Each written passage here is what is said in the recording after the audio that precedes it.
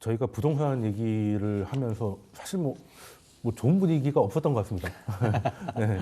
DMZ가 시작한 이후로는 아직 부동산이 전반적으로 좀 안 좋다 보니까 좀 부정적인 이야기가 좀 많았는데 이번 주도 크게 다르지 않은 것 같습니다.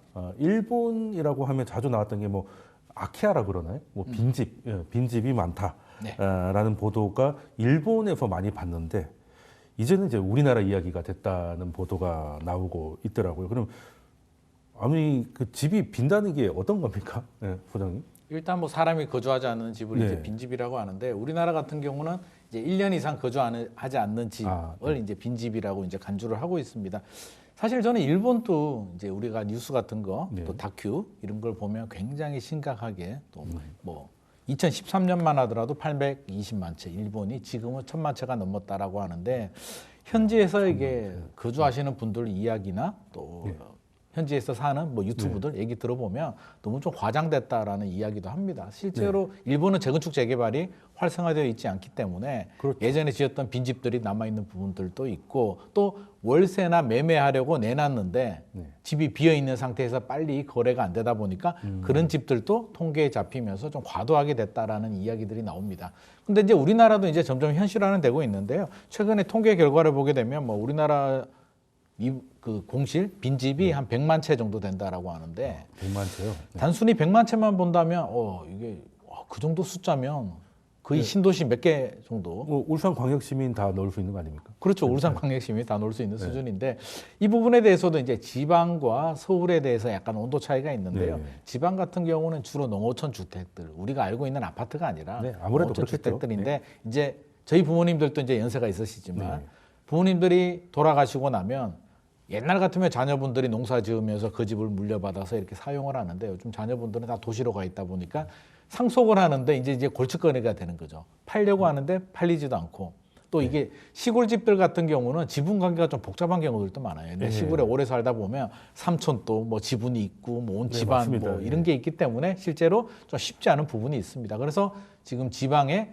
농어촌 주택들이 좀 늘어나고 있는 부분이 있고요. 서울 수도권에도 빈집이 있습니다. 있는데 이 빈집은 재건축 재개발을 하려고 이제 이주하는 과정에서 이제 빈집이 발생하는데 그걸 또 빈집으로 이렇게 통계에 잡아버리게 되면 빈집이 많이 나오는 이런 부작용들이 생깁니다. 그래서 실제로 일본도 마찬가지고요. 우리나라도 어떻게 보면 우리 사회를 어떤 불안을 야기시킬 정도의 빈집 문제는 아니기 때문에 저는 좀 과장된 부분이 있지 않나 싶습니다. 그럼 재건축 재개발 때문에 이주하는 것까지 넣는 거는 조금 근데 1년 이상 공실이 되면 보통 이주하는데 한 3년 정도 걸릴 수도 있잖아요. 그거 빼야 되는 거 아닙니까? 이거 숫자 부풀리기 되는 거 근데 이제 그 통계 같은 경우는 이걸 빼고 저거는 넣고 하기는 어려우니까 네. 통상적으로 그렇군요. 1년 이상 빈집이면 그냥 빈집으로 잡아버리는 이런 좀 부작용들이 있습니다. 그럼 우리도 뭐 새를 낳는데 1년 동안 안 나가는 수도 있는 빈집이 거죠. 되는 거죠. 네. 그럼 대표님께서는 지금 우리나라의 빈집이 이제 확산되고 있는 거에 대해서는 어떻게 진단하고 계십니까? 우리나라의 빈집 문제가 상당히 앞으로 좀 심각해질 가능성이 있죠. 이게 우리나라 문제뿐만 아니라 뭐 우선 그 일본의 이야기를 하는 얘기를 좀 한번 이어서 드리면은 일본은 소위 말하는 그 단카이 세대라고 해서 2차 세계대전 이후 뭐 1946년부터 한 49년도 그때 세대들을 말씀하죠. 그 시대 이후로 고령화가 상당히 많이 심화가 됐어요. 그래서 일본의 뭐 전체 그 가구 수가 한 6,200만 가구 정도 된다라고 하고 뭐 지금 뭐 노무라 연구원에서는 2040년 정도 보면은 한 2천만 가구 정도가 빈집으로 될 수 있다라는 의미 있는 뭐 연구들도 나오고 있어요. 그만큼 이 빈집에 대한 문제가 크다. 근데 이제 빈집에 대해서도 종류가 두 가지가 있죠. 말씀하신 대로 이제 임대가 안 나가 있거나 빈집으로 되어 있는 것들이 있는데 일본에서의 그 빈집들을 보면 빈집 두 가지 중에 하나인 그 비임대주택이 임대가 안 나가는 게 한 55% 정도 되고 소위 말하는 그 폐가라고 하죠. 완전히 지방이 소멸되고 도시가 쇠퇴하면서 완전 폐가가 되는 비중이 한 35% 정도 됩니다. 근데 이게 그 어떤 시골, 그 소위 말하는 지방 소멸되는 지역들만의 문제냐라고 본다면 그렇지 않은 거예요. 우리가 뭐 일본의 4개 도시, 나고야도 있을 테고요. 뭐 윗단으로 보면은 오사카라든지 도쿄 이런 지역에서도 한 10% 정도가 지금 그 빈집으로 나오다 보니까 이런 의미를 본다면 서울, 우리가 맨날 서울의 그 투자 얘기들도 하고는 있지만 서울을 비롯해서 주요 광역시에서도 빈집이 나올 가능성이 있다. 특히나 일본에서 이렇게 빈집이 많이 나오는 이유 중에 하나를 꼽자면은 뭐 고령화, 그리고 둘째로는 사망, 그리고 수급에 대한 불균형, 이런 쪽에서 빈집들이 나오는데, 지금 우리나라도 그 한국의 부동산 진단을 해보면은 우리나라도 고령화로 똑같이 가고 있죠. 뭐 OECD 평균보다도 고령화가 빠르게 진행되고 있는 거, 그리고 출산율이 0.7명 정도, 0.72, 74, 뭐 요 정도 나오는 그 인구에 대한 그 저출산율. 그리고 또 하나에 보면은 뭐 수급 불균형에 대한 그 문제점들을 있는데, 집값은 올라가는 데 비해서 수요자들의 그 소비 뭐 이런 부분들이 떨어지다 보니까 수요는 좀 축소되고 공급 물량들은 나오는 문제점으로 인해서 아무래도 우리나라도 이런 일본의 그 빈집 요 부분에 대해서는 비슷하게 갈 수 있다라고 보여집니다. 다만 일본하고 우리나라가 조금 다르다라는 거는 앞서서 얘기하신 것처럼 뭐 재개발, 재건축이라든지 일본보다는 조금 부동산 산업에 대해서는 조금 더 뭐 부양을 좀 더 적극적으로 한다든지, 그 지역에 국내에 있는 뭐 그 대부분의 수요들이 뭐 부동산에 대해서 뭐 기대 심리라든지 투자 심리라든지 뭐 이런 부분들이 있는 거, 그리고 전세라는 제도가 있어서 일본보다는 빈집이라든지 또는 공실 위험 같은 것들이 만약에 월세가 안 된다 그러면은 뭐 전세 수요라든지 이런 부분들로 채울 수 있기 때문에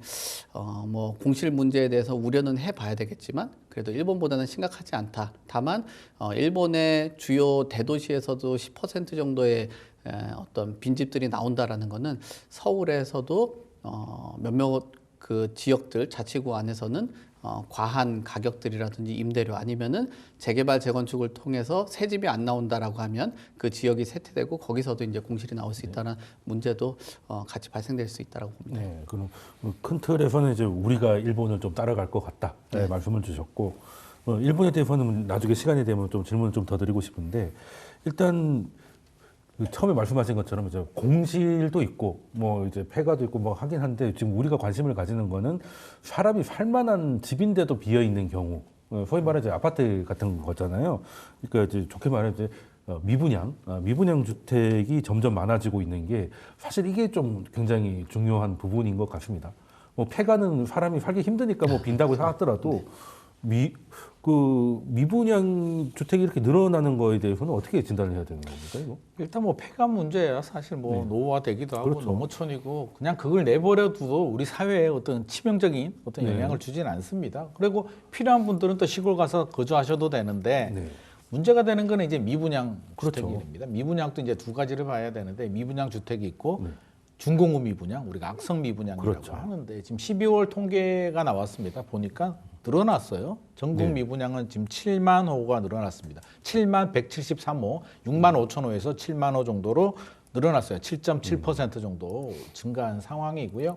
문제가 되는 건 이제 준공업 미분양인데, 준공업 미분양도 2만 호가 넘었습니다. 전국적으로. 이거는 이제 시골 빈집이 아니라 한마디로 이제 아파트 같은 새 집이잖아요, 그래도. 새 집이 이제 2만 호라는 얘기는 거의 뭐 미니 신도시 정도의 많은 집들이 비어 있는데, 이게 문제가 되는 부분은 빈집이 늘어나면 나중에 뭐 팔리겠지라고 하겠지만, 결국에는 우리 건설 산업이 요즘 어렵잖아. PF 문제하고도 다 맞물려 있습니다. 사업을 할 때 PF 프로젝트 파이낸싱을 일으켰는데 다 지어도 미분양으로 남아 있다는 얘기는 이게 사업이 이게 마무리가 되지 않는다는 얘기고요. PF 상환이 되지 않으면서 부실 채권, 결국에는 금융시장으로도 불똥이 튈 수도 있기 때문에 우리가 좀 심각하게 봐야 되는데, 저는 미분양보다도 악성 미분양, 준공업 미분양을 좀 더 심각하게 보고 있습니다. 미분양 같은 경우는 이제 미분양이 생길 수는 있어요. 우리가 분양을 했는데 뭐 시장 분위기가 안 좋거나 하면 발생을 하면 보통 이제 프로모션 하잖아요. 뭐 할인도 하고 골드바도 좀 주고. 골드바를 그렇게 많이 줘요. 요즘 이제 골드가 또 유행이니까 골드바도 주고. 노력을 하는데 공사 기간 3년 정도 노력을 했음에도 불구하고 팔리지 않았다. 이건 이제 뭔가 문제가 있는 겁니다. 시장의 수요자들이. 어떤 문제냐면, 첫 번째, 부동산 시장 분위기가 좋지 않아. 자, 이런 문제가 있습니다. 그러면 시장 분위기가 좋아지면 소화가 될 수도 있는데, 문제는 지방이잖아요. 지방이 한 81% 정도의 미분양을 가지고 있는데, 지방 같은 경우는 적어도 3년 이상 침체가 지금 이어지고 있다는 얘기고요.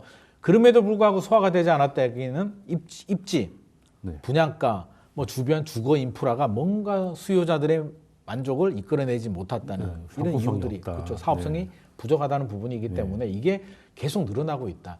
미분양은 줄어들었다가 늘어나갔다를 반복하지만 준공업 미분양은 지금 지속적으로 늘어나고 있기 때문에 지금 2만 호라면 3년 동안 노력해도 이제 안 팔렸다는 말입니다. 그렇죠. 이 분위기라면 쉽게 안 팔리겠죠. 더 늘어날 수도 있겠네요. 더 늘어날 가능성이 있고요. 지방이 6개월 내에 좋아지겠습니까? 사실 뭐 별로 기대가 안 됩니다. 예. 기대가 안 되잖아요. 그래서 준공업 미분양은 더 많이 늘어날 수도 있다. 예. 악성 채권이 늘어난다. 건설업계 위기, 금융권으로 불똥이 튈 수 있다라고 생각을 합니다. 예, 그러면 지금 사실 우리가 건강검진에도 종양이 나왔을 때 악성이냐 아니냐가 굉장히 중요하지 않습니까? 그렇습니다. 예, 근데 지금 부동산 시장에서는 이제 소위 말하는 악성 종양들이 좀 늘어나고 있다.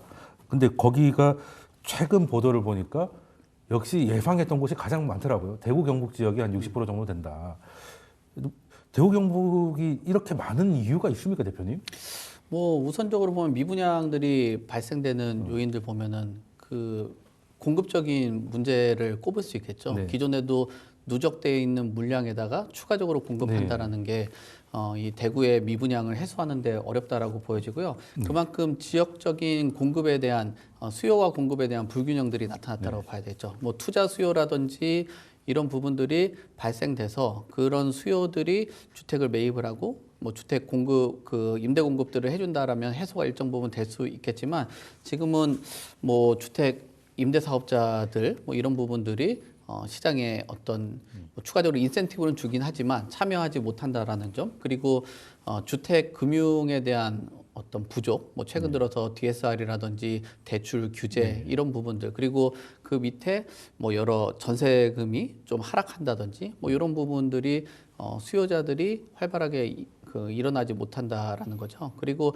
미분양이 발생됐고 우리가 뭐 미분양 언급도 대구를 많이 하고 그리고 미분양이 항상 그 여러 가지 계속 통계가 나오면서 누적되고 있는 모습을 본다라면 지금 미분양이 해소가 되고 있지 않은 상황에서 더 집 사기에는 좀 부담스럽게 작용한다라는 거죠. 왜냐하면 그렇게 소위 말하는 그 낙인 효과가 되어 있는 대구라는 지역에 추가적으로 주택을 매입한다라는 게 조금 부담스럽게 결심이 필요하겠죠. 예, 결심이 필요하죠. 근데 그 대구에 지금 누적된 미분양들 그리고 악성 미분양들이 과연 기축주택보다 가격에 있어서 경쟁력이 있냐라고 본다면 지역적인 부분에 봤을 때는 가격적인 한계가 좀 있다라는 거. 왜냐하면은 분양 물건이라는 거는 우리가 일반적으로 시세보다 좀 저렴하게 새 집을 마련하고 싶은 그런 그렇죠.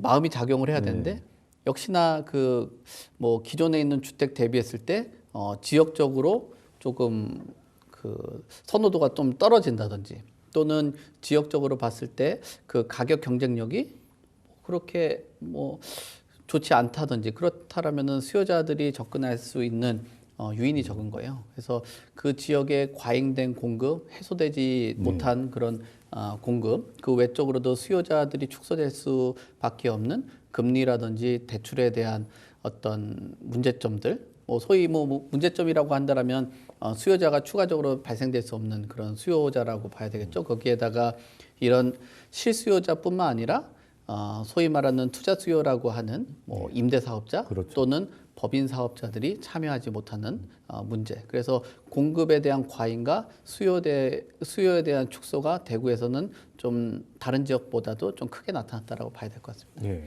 그 사실 거기 대구나 지방을 보면 서울보다 절대적인 가격은 낮지만 그 소득 대비로 봤을 때는 뭐 그렇게 싸다고 보기는 어려워서 실수요자들은 이미 다 그 자기 집 마련이 거의 완료된 것 같고 그렇죠. 실수요자만으로 이걸 다 해결할 수는 없을 것 같다는 생각이 드는데 그러면은 결국 집도 사는 사람이 계속 사니까 임대 사업자나 법인들한테 좀 이렇게 길을 터줘서 이 물량을 좀 해소할 수 있게 해줘야 될 것 같은데 오히려 어떻게 거기에 대해서는 얘기가 별로 없고 지금은 또 이제 뭐 DSR이 또 확대되는 이런 얘기가 또 나오고 있습니다.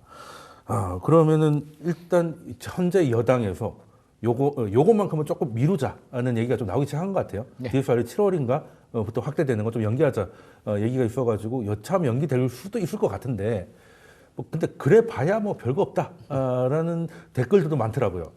이거에 대해서는 어떻게 전망하십니까? 아마 그 댓글을 제가 단 것 같습니다.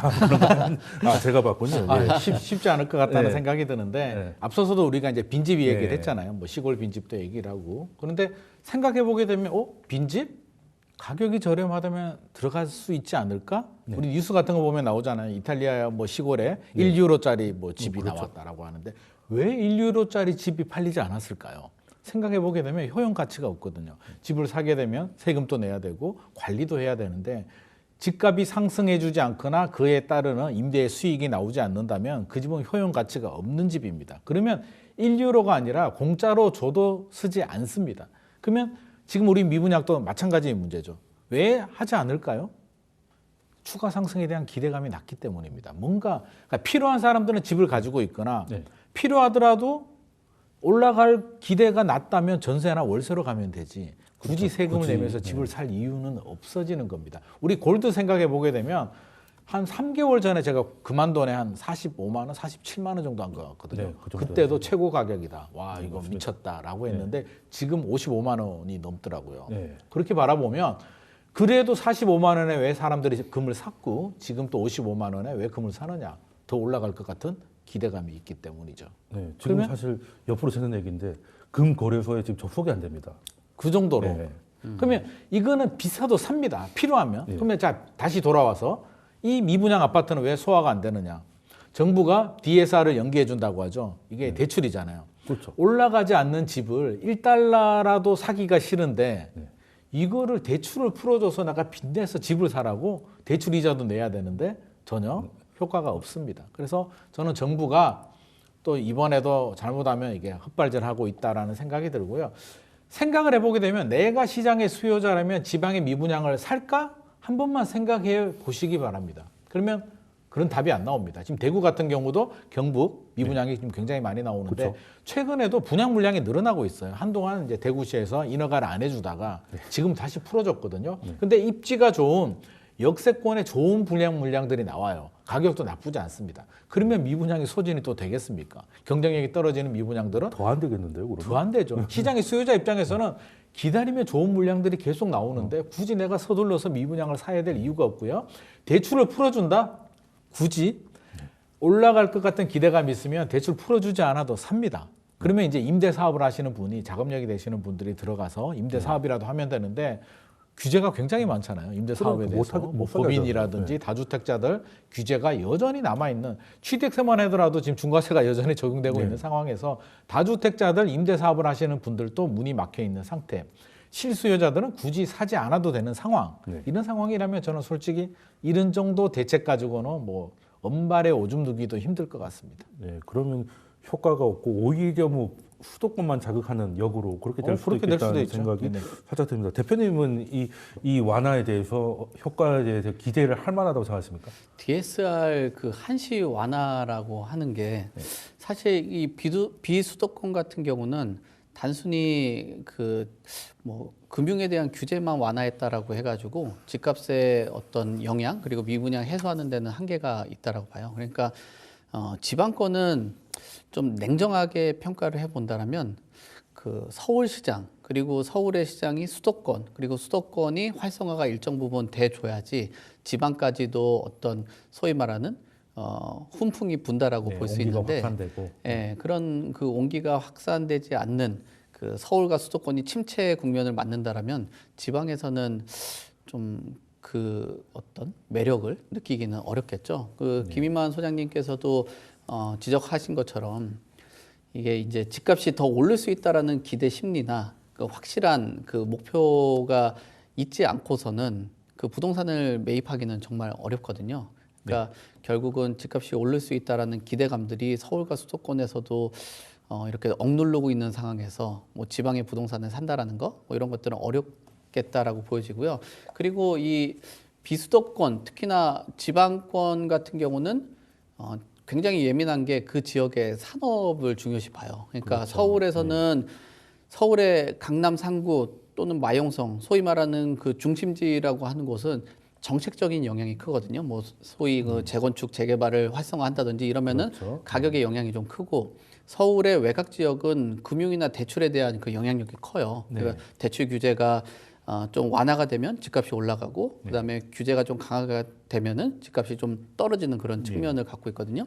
근데 서울 수도권의 가격들이나 이런 부분들이 움직이지 않고 있는 상황에서 지방권을 보면 이런 영향들도 크겠지만 또 하나 큰 원인으로 작용하는 게 그 지역의 산업입니다. 근데 지금 우리나라의 뭐 경기에 대한 침체 국면 그리고 그 지역에 뭐 서울처럼 이렇게 서비스 산업이 아니라 그 지역에 특화된 산업들이 있는데 그 특화된 산업들이 붕괴가 된다면 거기에 있는 직장인, 근로자, 또 하청 이런 부분들이 연쇄적으로 붕괴가 되고 거기에 이제 주머니가 굉장히 얇아지는 거죠. 그러면 결국 주택을 구매하고 소비할 수가 없게 되고 또 거기에 추가적으로 산업들을 육성을 해야 되는데 그렇게 침체된 국면에서 추가적인 투자는 안 일어나다 보니까 이런 문제를 겪고 있습니다. 그래서 지방의 그 비수도권 금융적인 부분들이 과연 이 수요자들한테 들어가서 이 돈을 가지고 어떤 미분양을 해소하는 게 맞는 건지 아니면 그 지역의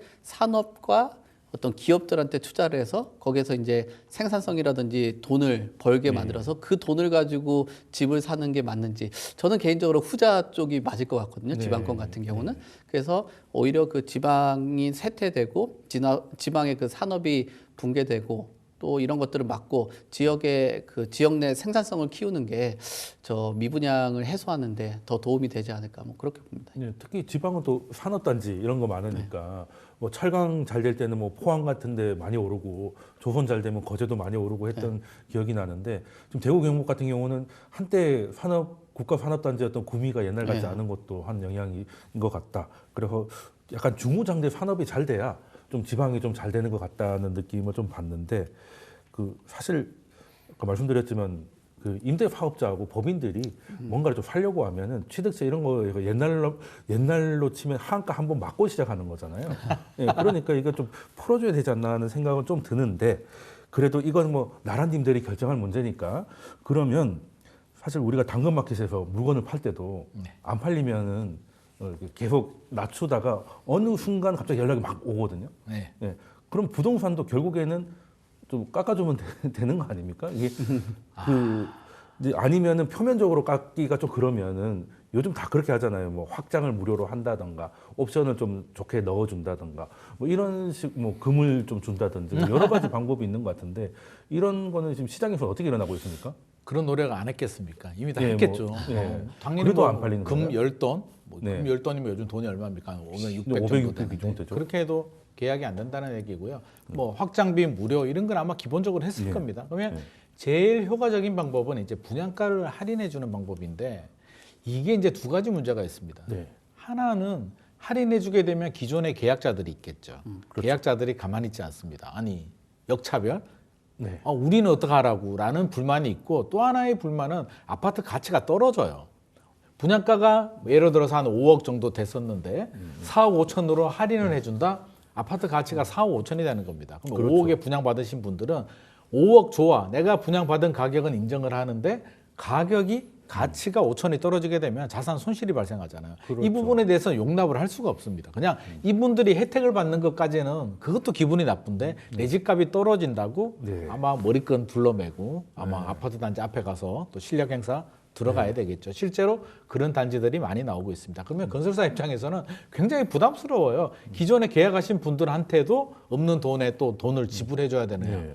현실적으로 어렵고요. 또 문제는 최근에 이제 공사비도 많이 올라가고 건축비도 많이 올라갑니다. 그러면 사실 인하 여력이 그렇게 많지 않아요. 미분양 아파트들 보게 되면 가격이 그렇게 나쁘지 않습니다. 지금 가격 기준에서 본다면 최근에는 이제 시골의 중소도시들이나 뭐 아주 여기에 아파트가 들어와도 돼?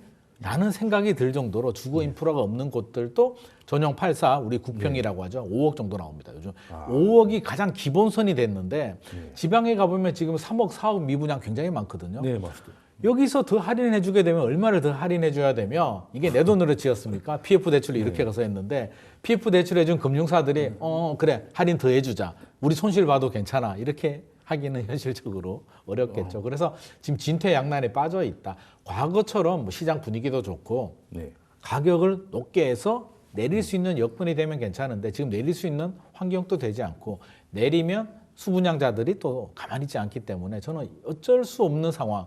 분양가는 또 못하겠고 옵션은 지금 줄 대로 선물도 다 줬는데 안 되고 뭘 해도 안 되기 때문에 정부한테 야 이제 정부가 혜택을 좀 줘야 되는 거 아니냐. 준공업 미분양에 대해서 주택수 빼주는 거 정도는 안 된다. 더 강력한 대책을 요구하고 있는데 아마 정부도 부담스러워하는 수준? 왜 부담스러운지 제가 한번 회의 때 한번 물어보니까 그 얘기를 하더라고요. 지금 전국 미분양이 이제 7만 원 정도 됐는데 이게 국토부 혼자서 결정할 문제는 아니거든요. 그렇죠. 금융위도 있고 기획재정부도 있고 있는데 기획재정부 입장에서는 세금을 깎아주는 부분에 대해서 세수가 줄어드니까 야 6만 5천 원, 7만 원은 이게 평균 수준이고 과거에도 이런 게 많았는데 지금 이렇게 호들갑을 떨 일이야? 라는 반응을 보여주고 있기 때문에 설득하기도 힘들다라는 얘기를 하고 있습니다. 네, 그러려면 정부가 움직이려면 확실하게 한번 난리가 나야 되더라고요. 한 12만 호, 뭐 20만 호 터져야. 그렇습니다. 그렇게 되면 움직일 네, 겁니다. 그때 되면 움직이는데 이게 참 정보라는 게 좀 확실한 게 뭐가 올라와야 뻔한데도 그렇습니다. 그걸 확인하고 가는 좀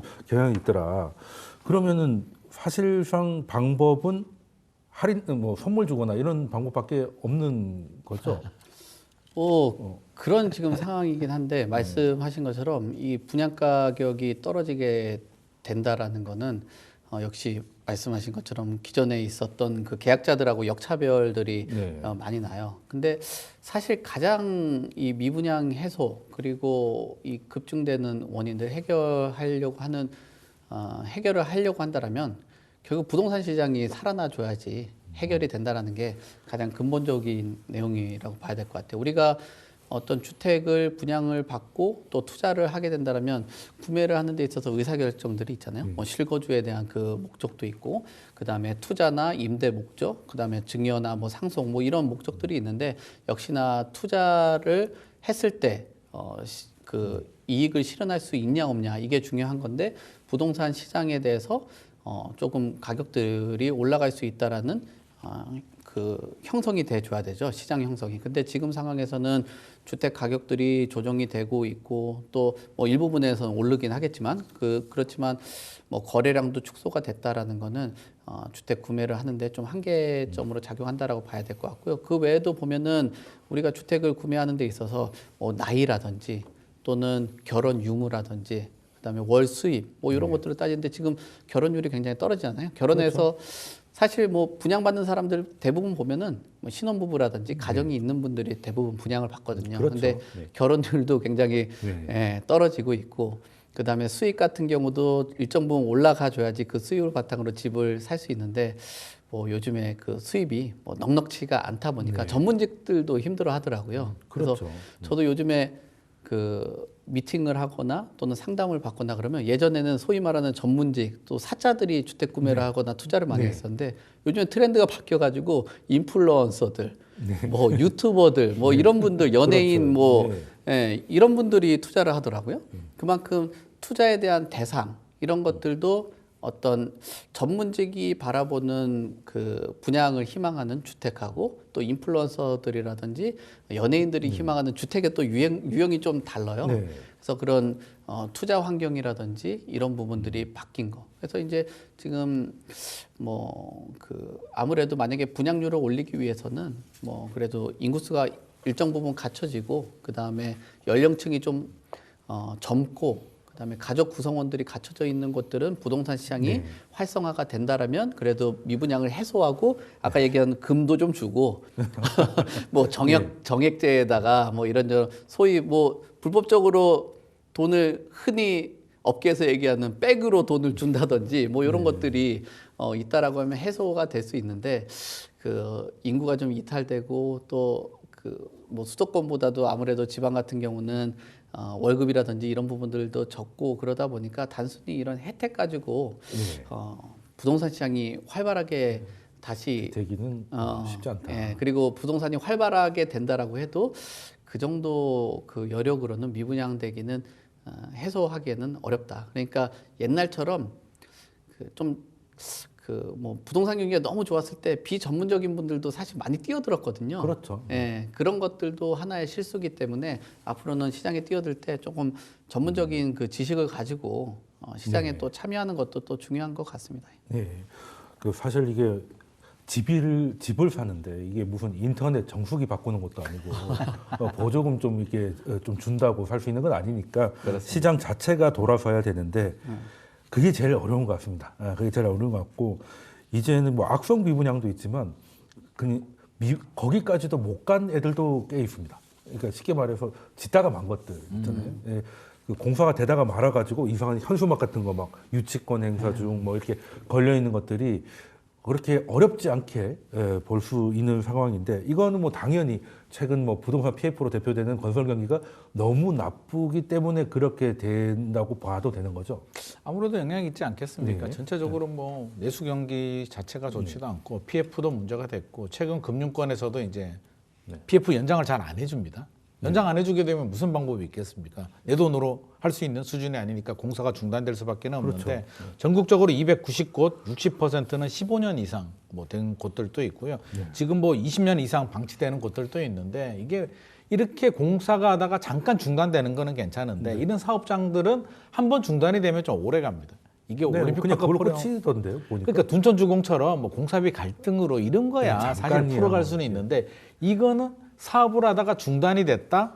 이거는 사실상 엎어진 거잖아요. 엎어진 겁니다. 그럼 네. 다시 한 번 중단된 사업장을 다른 누군가가 다시 받아서 진행하기는 현실적으로 굉장히 어렵고요. 그렇죠. 이미지도 굉장히 안 좋아집니다. 동네 소문이 다 나잖아. 아, 저기는 그렇죠. 사업하다가 안 된 곳이야.